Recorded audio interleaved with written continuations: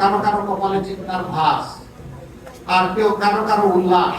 এই একটা ভালো পয়েন্ট পেয়েছি, এবার আরেকটা মিসাইল মেরে দিব জামাত ইসলামী।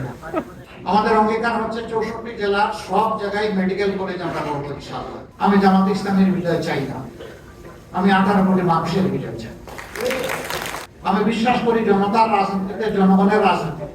আমরা এও ডিক্লেয়ার করেছি 5 বছর পর্যন্ত বয়সী শিশু যারা আছেন তাদেরকে ইনশাআল্লাহ সরকার পূর্ণ দায়িত্ব নিয়ে তাদের স্বাস্থ্য সেবা সম্পূর্ণ ফ্রি নিশ্চিত করবে। আমাদের অঙ্গীকার হচ্ছে 64 জেলার সব জায়গায় মেডিকেল কলেজ আমরা করবো ইনশাআল্লাহ। বাংলাদেশ নামক উড়োজাহাজের ককপিটে যারা বসে আছেন তারা যদি প্রপারলি টাইপ করেন তা না হয় দেশ আগাবে। প্যাসেঞ্জার তো আগায় নিতে পারবে না, প্যাসেঞ্জার তো জার্নি এনজয় করবে। আমাদের সমস্যা ওই জায়গায়, সমস্যা আমাদের মাথাগুলো। ওই মাথাগুলো আমাদের ঠিক হওয়া উচিত, আর মাথাগুলো ঠিক হওয়ার জন্য আমাদের সততা এবং কমিটমেন্ট লাগবে। আমরা কোন দলীয় সরকার কায়েম করতে চাই না। তৃণমূল থেকে সর্বোচ্চ পর্যায়ের মানুষের আমাদেরকে সহযোগিতা করেছে। আমাদের যে ইশতেহার, এই ইশতেহার হবে ইনশাআল্লাহ জনবান্ধব, ব্যবসা বান্ধব, শান্তি বান্ধব, শৃঙ্খলা বান্ধব। শিল্প মালিক যারা হবেন তাদেরকে আমরা সমাজের আইকন হিসাবে কবুল করব। এই ক্ষেত্রে আমাদের পলিসি হবে মালিক পক্ষ এবং শ্রমিক পক্ষকে মুখোমুখি করানো, বরঞ্চ সমন্বয় করে হাতে হাত ধরে বুঝানো। শিল্প বাঁচাতে হলে শ্রমিককে বাঁচাতে হবে, আর শ্রমিকদেরকে বুঝাতে হবে যে যদি শিল্প বাঁচে তাহলে তুমিও বাঁচো। বিশেষ করে মহিলা শ্রমিক যারা থাকবেন, নারী শ্রমিক, তাদের জন্য কর্মকর্তার ব্যাপারে আমাদের একটা প্ল্যান আছে। আমরা বলেছি পর্যায়ক্রমে সেটা ইনশাআল্লাহ বাস্তবায়িত হবে। এটা যখন বললাম কারো কারো কপালে চিন্তার ভাস, আর কেউ কারো কারো উল্লাস, এই একটা ভালো পয়েন্ট পেয়েছি, এবার আরেকটা মিসাইল মেরে দিব জামাত ইসলামী।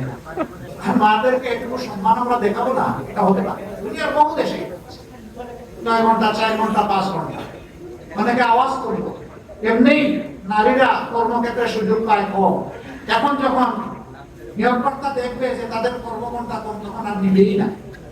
কিন্তু তারা এটা চিন্তা করেননি। যখন একজন সন্তান সম্ভব মা, এরপরে যখন তিনি সন্তানকে জন্ম দেন, তার লালন পালন করেন, অনেক সময় 8 ঘন্টা কাজ করতে পারবেন না বলে পুরো চাকরিটাই ছেড়ে দেন। আমরা তো সেখানে তাদের জন্য সহজ করে দিচ্ছি, যাতে চাকরি তার স্বার্থে না, ওটাও লেগে থাকবে, সন্তানও তার গায়ে তাদের সাথে জড়িয়ে থাকবে। এই দুইটার আমরা সমন্বয় ঘটাতে চাচ্ছি। অবসর জীবনে চলে গেছেন, এই রিটায়ারমেন্ট লাইফে একদিকে থাকে না, টাকা কড়ি অন্যদিকে বেড়ে যায়, রোগশোক, সেই সময়টা বড় কষ্টের।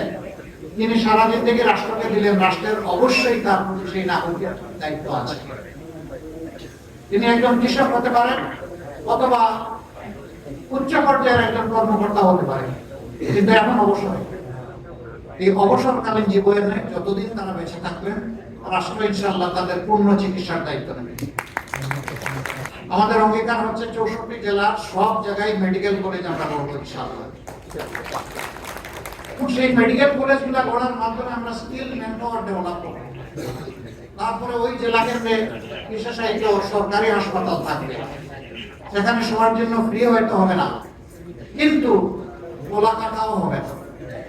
আমাদের বর্তমান শিক্ষা ব্যবস্থা হচ্ছে সার্টিফিকেট প্রোডাকশনের শিক্ষা ব্যবস্থা। আমরা এই শিক্ষাকে আমূল পরিবর্তন করব। আমাদের অঙ্গীকার ইনশাআল্লাহ। আমরা দোয়া করি সবাই বিদেশে গিয়ে সুস্থ থাকুক, সুস্থ হালতে তারা আবার ফিরে আসুক। কিন্তু কেউ যদি বিদেশের মাটিতে ইন্তেকাল করে, তার লাশ রাষ্ট্রীয় দায়িত্বের সম্মানের সাথে বিনা পয়সায় আনা হবে। আমরা তাদের জন্য ইনশাআল্লাহ সোশ্যাল রিভলভিং ফান্ড করব। একসময় সে কিছু কিছু কন্ট্রিবিউট করবে, পরবর্তী পর্যায়ে সমপরিমাণ সরকার থেকে কন্ট্রিবিউট করে সে যখন অবসর জীবনে চলে আসবে, তখন তার হাতে ইনশাআল্লাহ আমরা একটা কাজ, একটা কিছু তুলে দেব। তাহলে হতাশার অভিশাপ তাকে পাবে না ইনশাআল্লাহ। আমরা আমাদের যুবকদেরকে বলেছি, অবশ্যই তোমাদেরকে আমরা বেকার ভাতা দিতে পারবো না। আমরা বিশ্বাস করি বেকার ভাতা তোমাদেরকে অপমান করার সামনে। আমাদের যুব সমাজকে বাংলাদেশ নামক উড়োজাহাজের ককপিটে দেখতে চাই। ওখানে তাদেরকে ক্যাপ্টেন হিসেবে বসিয়ে দেব, আর আমরা বসবো ইনশাআল্লাহ সেদিন প্যাসেঞ্জার সিটে। একদল মানুষ যারা রাস্তাঘাট পরিষ্কার করেন, যাদেরকে আমরা পরিচ্ছন্নতা কর্মী বলি, তারা মানবেতর জীবনযাপন করে, এটা বড় কথা নয়, তাদেরকে মানবিক কটা পেয়ে দেওয়া হয় না। ইনশাআল্লাহ আমরা তাদের জীবনকে তুলে আনবো।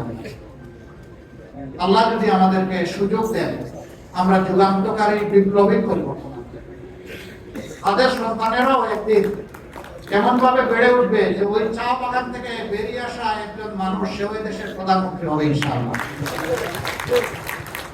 তাহলেই সমাজের প্রতি ইনসাফ হবে। আমাদের এখানে পাহাড় সমতল নিয়ে কথা আছে, দেশ খুবই ছোট, বিপুল সংখ্যক জনবল আমাদের। এই দেশে পাহাড় এবং সমতলের ব্যবধান আমরা গুছিয়ে সমতল করতে চাই, এই রেশারেশি হিংসা হিংসি দূর করতে চাই।